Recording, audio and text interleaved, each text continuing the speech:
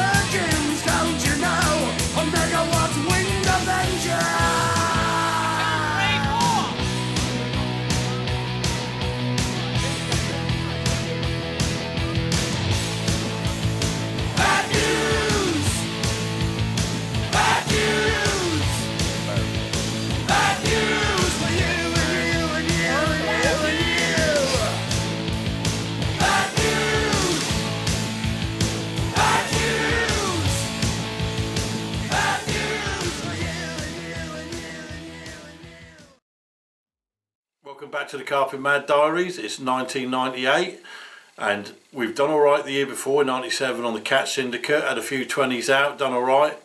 Learned how to tie hooks on and wave fishing correctly. So we thought we'd take that skill set to the Kingfisher Syndicate, which is just around the corner from Catch-22 in Ling also. Now that was going to be a harder proposition. It's like 8 times the size, weedy, bars, shallow bits, geese, more geese, ducks, coots, all the rest of it. But the fish were getting big in there, and it was looking like it was going to be a right good water. And I'd had the one off the top the year before, so I wanted to have a go on the boilies. We swapped over to the Active 8 boilies from the Grain CSL, because that was the new bait out, and I believe it had, the field testers had used it on there the year before. So we were going to set ourselves a goal of trying to get 520s out of there this year, same as we did 520s out of Catch the year before. If we could catch 5 harder ones, then we were learning. catching the same amount but learning. It's like, yeah, that'll do. So the season started off on the big lake at Catch 22, catching doubles and that. Hog and his missus turned up just as I landed one. He said, oh, I reckon that looks £13.4 to me. I'm like, what are you on about? Got it out, weighed it, £13.4. So, oh, here we go. I then went to, from then on I went to Kingfisher.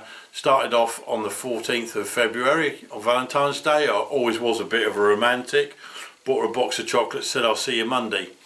So off I went, and I got 2 rods in, didn't know what to do with the third rod. Mate, I think it's Bozzy. Bozzy walked past, said, what do I do with this rod, Bozzy? He said, chuck it at that pontoon. So I just went, chucked it out. Don't know how deep it was. I don't know if it was in, I don't know anything. I just know I chucked it out, and an hour later it rattled off with an English PB of 25-12 on. God, I was happy about it. And I'd started to notice a few little snidey remarks going in. There was a bit of green-eyed going on. I've got my free solar stuff. I'd got a solar sweatshirt and whatever.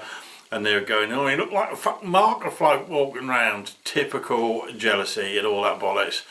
Set me up good for the rest of my life as it goes in carp fishing, and now I don't give a toss what anyone thinks. If I did, I wouldn't be doing these videos, would I?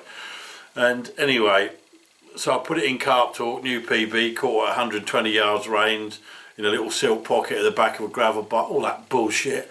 Was it bollocks? I ain't got a clue what it was in, but anyway, it rattled off and he got their backs up, because it was easy to get their backs up because it was all getting a bit clicky on there. But anyway, more of that later. The years, so say, we got to February. I fished through the end of February and March trying to get another one before the end of the season. I didn't get close.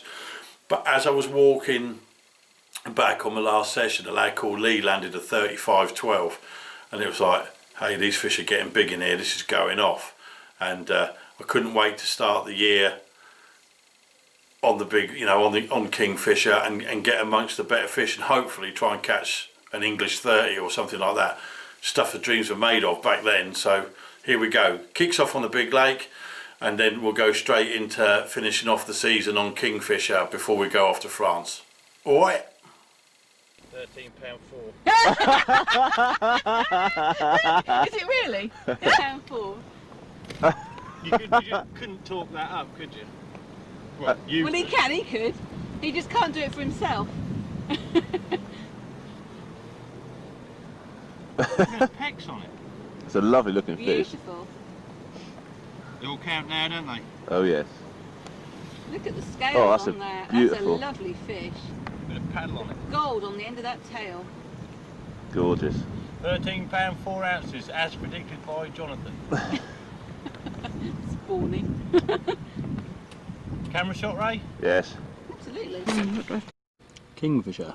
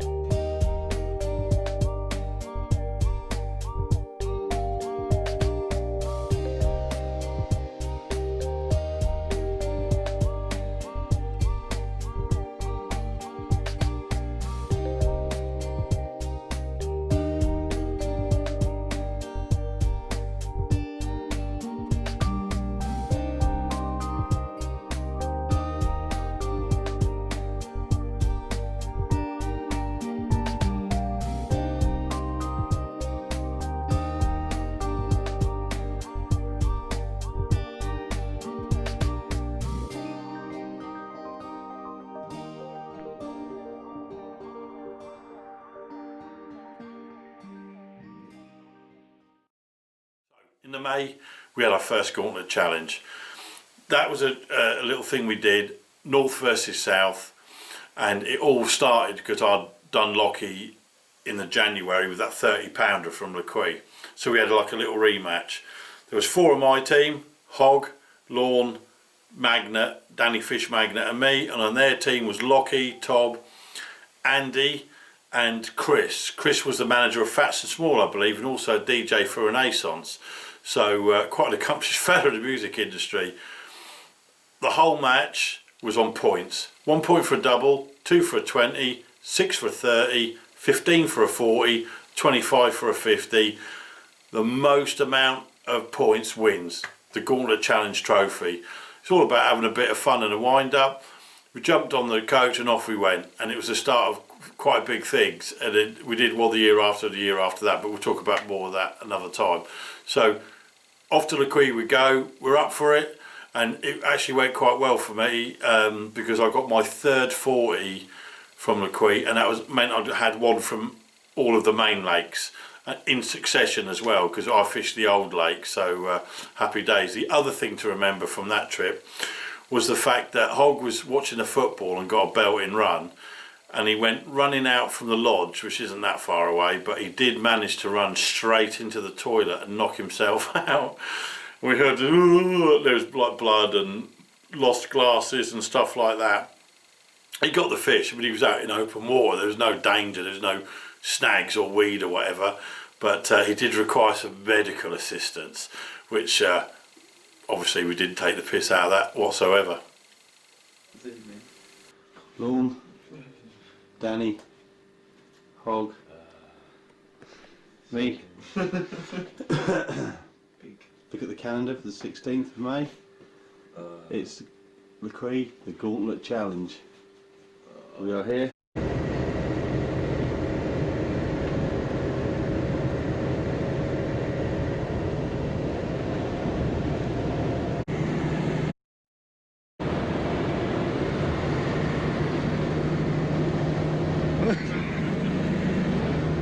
Other team. There's one of the opposite team. Come on, let's have it. Yes, you're going down.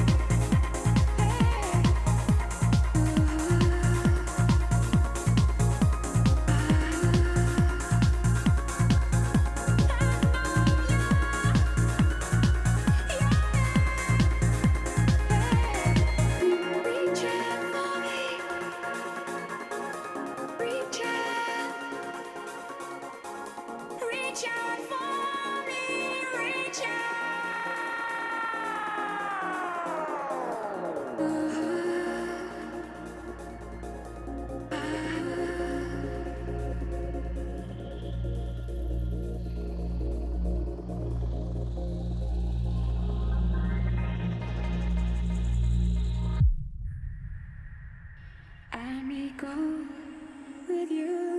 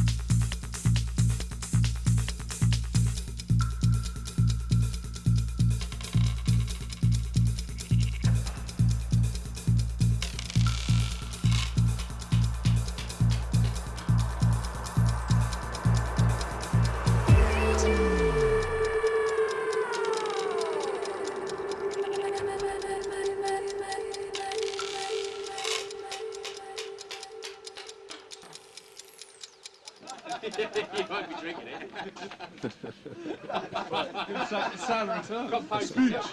You just let me know when you want me to start. I do Go on, far away, son. Oh, you're away, are you? Yeah. Speech!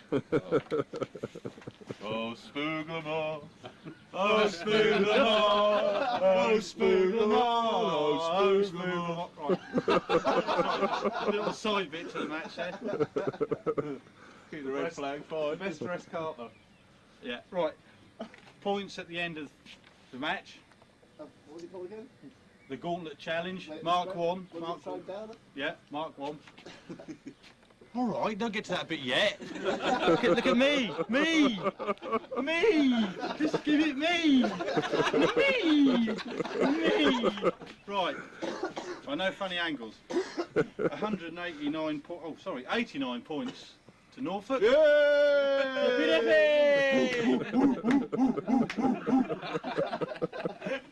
And It's not coming home. 156 156 points to the opposing team. Fair point. I would like the captain to come up and receive the trophy. Colonel Rocky. Our cameras ready to go there? Yeah, wait a minute. We need to do one for the video. We do. Oh. I do need somebody else. Lauren, can you do mine, geese? Yeah. Trick question. Just stick it in that case then to that one. Right. So right, where were we? Curly, ready? Just got one, perfectly. Sorry, son, there's a carp out there. Right then. In top swim, by the way. Wait a minute. One this way, love. I'm very pleased, I'm very pleased for the press. A bit more. So here we are with the hearty handshake to the winning team. We can take that. We You've been absolutely woofed. You can take that. No, credit where credit is due. As you would at Wembley, it's that. Oh, wait a minute, we've got to do that again. Martin. Do it again, Larky. Do it again. What if it's the winner, please? Come on, son, now won a lap of honour. It's got to be a team shot, hasn't it? Oh yes, team shot. Lock you with the trophy afterwards. Mr. Lock, over here, please. All the team solo. Come, boys. In you come. Yeah. Definitely. Not a wanna claimer. Wait a minute, hold. Famous moment. Famous moment. 5:30, is that good? Thought we come and how's that? Number one, is that good then? I thought you got for the diggins. Oh dear. Come on, hurry up. The arm aches. Come on, you slagging fucking thing. You faithful, you don't take photos. Go on, Just wanna... How pleasant. Seasoned drinker. Wait a minute. The bubbles go up my nose. Go on, lads. See if I can drink it without making a fool of myself. Don't be shy. everyone's got to come in the picture, mate. Yeah, we'll get one of them. Go on, Yeah, stop. spook 'em off. So is the return match being sorted then? Gauntlet 2? We will sort that out in the next couple of hours. There's the eye. And there's the toilet. Right, we'd like one. Press officer there. Oh, 10 boys, isn't it? Out of it! Chest Boys milking the glory. Sorry, is this the running back? Autofocus it, son. Hold the button on. Autofocus. Yeah, hold the button down and it'll give it some. That's it. Yeah. Oh, you could have t-shirts, consolation prize, couldn't you? Yeah, I like that. Oh, yeah. What are we doing this one? Just a little bit of fucking we came, we saw, we got totally slaughtered at the Queen. Severely Muller. Slaughtered. There's the owner. They're very, very generous. Mr. Terry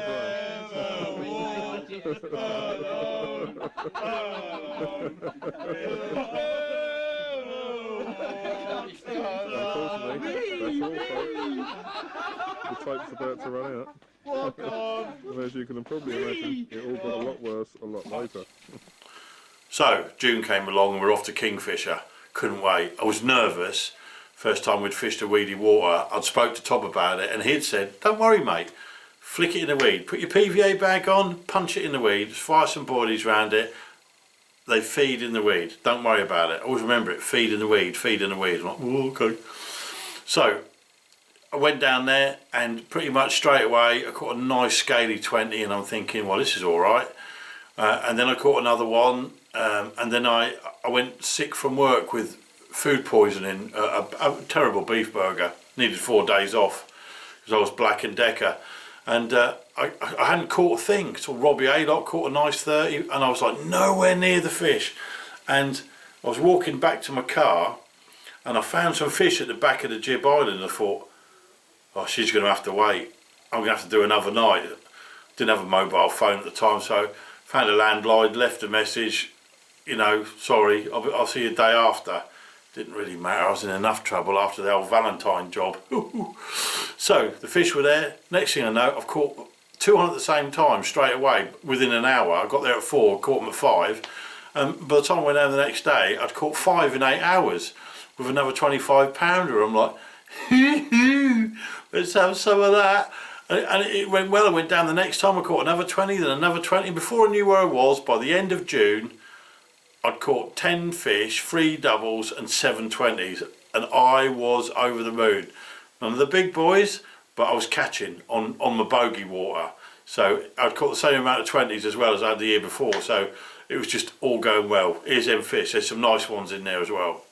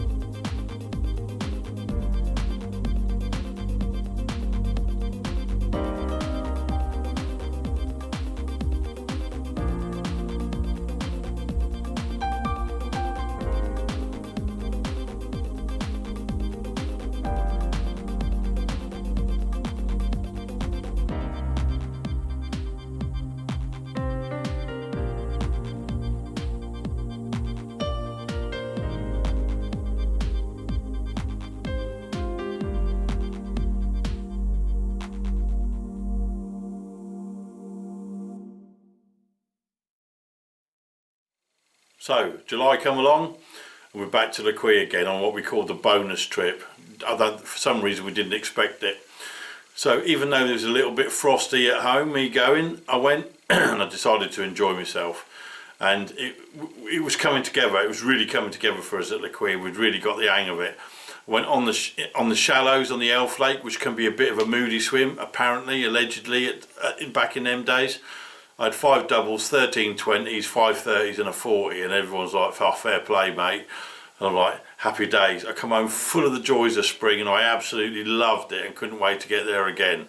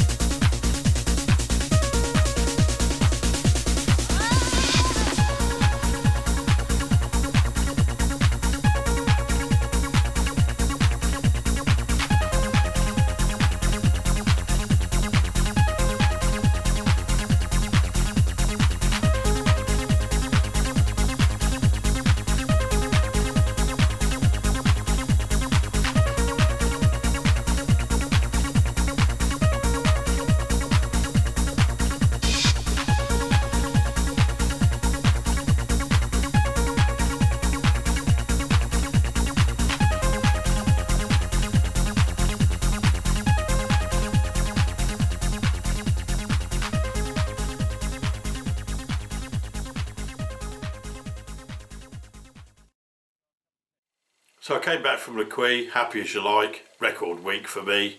In fact, I think that was actually my first article that I ever wrote, ended up in Big Carp, Les Quis, a record week. That came out in October 98, when it's still black and white. If I can find them, I'll drop a couple of pics in. So, came back, happy as you like, got home, DEFCON 5 on the grief front. Oh, you love fishing more than you love me. Well, of course I do, fishing makes me happy, you moan.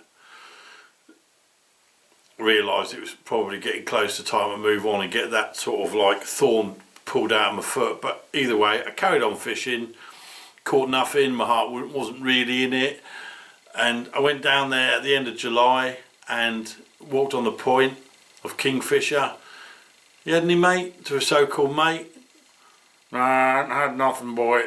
Alright, I was trying to make conversation, but I was struggling. Of course, I've got my red sweatshirt on, so that means I'm a bad person, and I've got, you know, friends who work at who own Solar Tackle, so I'm like, don't tell him anything, he'll fuck it up for us forever. I was just getting a bit peed off when a new member walked in the swim, quite a good looking lad called Andy Flint. I thought, well, he's a bit of alright. If I'm going to swing the other way, I might spend some time with him. Relax, don't do it when you want to go to it. Relax, don't do it. Anyway, he says, you had any more, mate? Any more? I thought to myself, looked at the tree, he's got a wet sling. don't want to tell me. I thought, you know what, fuck you and fuck all of you. I went round the back, I was steaming. Sent my bivvy up and that, flicked it. I was never going to catch. I've never caught fish when I'm angry. And anyway, later on that day, Andy, who's, I'm only joking, he's a good lad. We have a lot of giggles together. He's an angling director in Norwich now. He's come round and he said, mate, you got to take a picture for us. We've got a 25 pounder caught on a float. Now I thought that was extremely impressive to catch a 25 pounder on a float. And I said, yeah, mate. Next morning he comes round and said, oh, good, you ain't got any big scales. You had a really big one, blah, blah, blah. And he's gone and got the bloke off the point as well. So we've gone to witness this fish and we've weighed it on my Rubens. It's 44 pound. County record, lake record, personal bet. It's just all there. Big round thing, which as it happened turned out to be the 35-12 I'd seen as I walked home at the last session, you know, before the end of the season. And he was worried that he didn't have any film, and I've got this Canon EOS thing, which were all the rage in carp fishing in them days. So I took a load of photos for him, and I've got like 7 left. So I've took them on the floor, I've took the film out of the camera, I've given it to him and said, there you go, mate, you can keep that. I said, so I've got no pictures of this fish whatsoever. You've got them all. And I went, and pardon my French here for all you politically correct lot, I looked at the other one and went, you cunt. This is where you find out I don't say anything about this lake, because I'm never going to tell a soul about it, ever. If the photos get out or the story gets out, that's up to you lot. I'm saying nothing. I felt sorry for Andy at that point, because like I said, dum-dums like me, we don't get angry, but when we do, we tend to go and people are like, whoa, fucking hell, like, let's say, pardon my French, my dad criticises me for swearing on these videos, but I'm a simple man, 11 years in an abattoir, what do you expect? Andy eats meat processing plant, sorry, it's not the 90s, it's not the 80s anymore. And Andy said, oh, I'm really sorry, I don't want to cause no trouble, I don't want to cause... I said, mate, you've caused no trouble at all. I'm just sick of these lot being two-faced to me. I've never been two-faced to anyone, and it really pissed me off. But actually, it didn't sour the moment, and I congratulated him, and I walked back to my bivvy thinking, that was a cracking big fish, that was. Bonjour, good morning. Right. You see it's 8 o'clock, I've been up since 4:30. Chap's come round, Andy, fishing down from me. He said he's had a big fish, can I do a photo? I said alright. Weighed it, 44 pounds 8 ounces, Norfolk record. It's the fish that we saw in March at 35-12. That is a big fish. So he's obviously very pleased. He's got the Norfolk record, he's got the lake record and his personal best. So he's every right to be pleased. I wanna take you to a gay bar.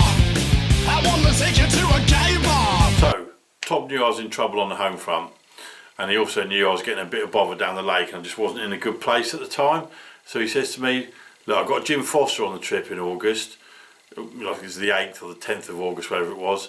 He said, you want to come along, be a helper for the trip, do the old cooking and washing the pans and all that?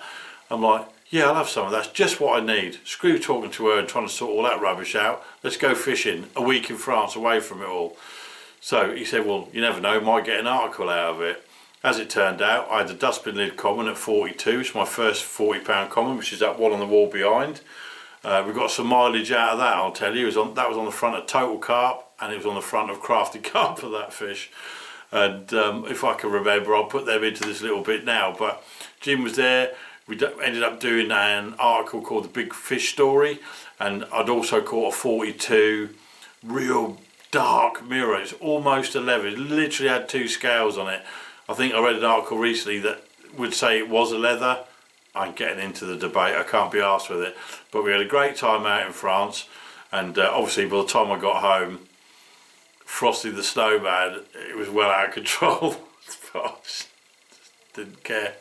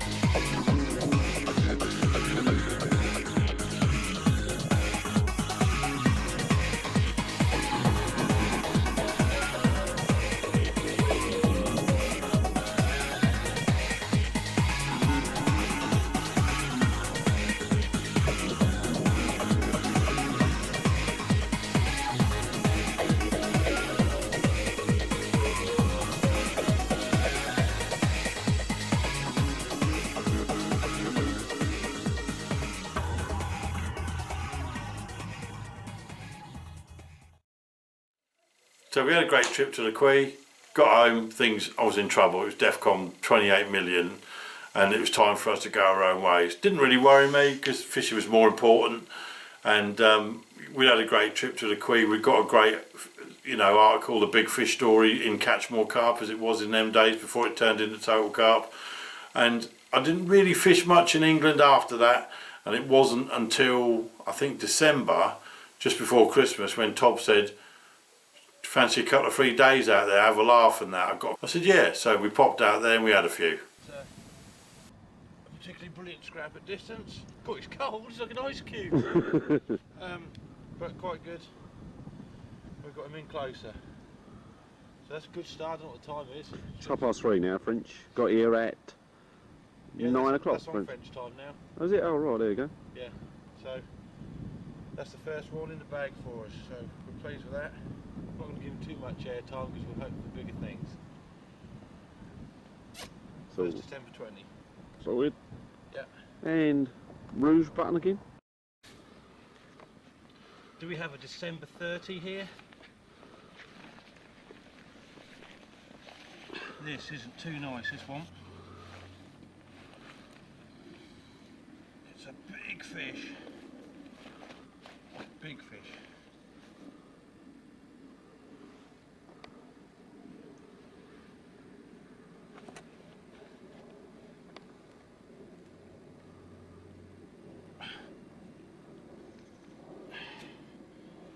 Look at that. I know, a good scan of the fish. Look at that. And that fighting machine there. There's a big fish there. Ooh. Oh no, it's done me. A new age, 3812. Is that salad on it? Salad, yeah.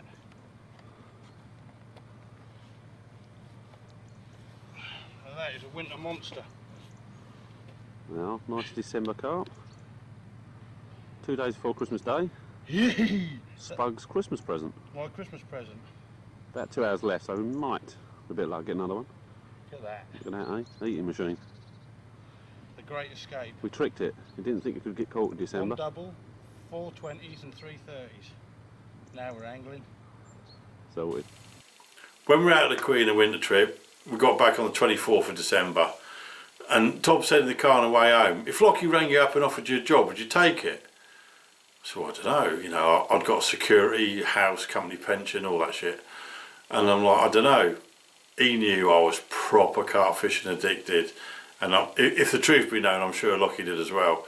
I said, I don't know, mate, I'll have to think about it, see what happens.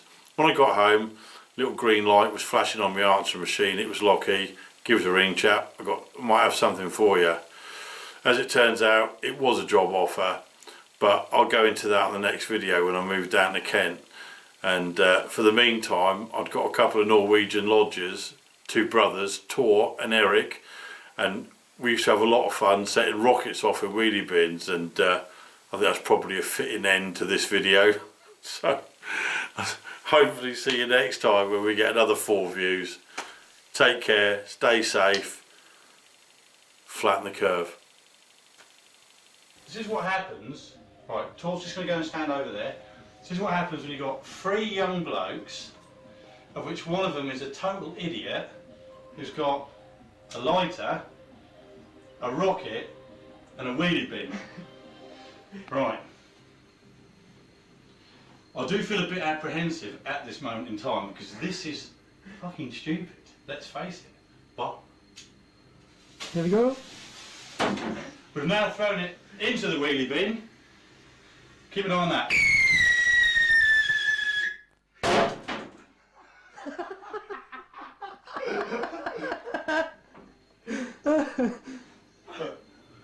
That is not clever, is it? For you viewers at home, that is about as clever as it gets. Now, I don't know if you can get a pan of this kitchen, but we've done the kitchen. I'll tell you what, that was fucking bad as well, wasn't it? That's just ridiculous.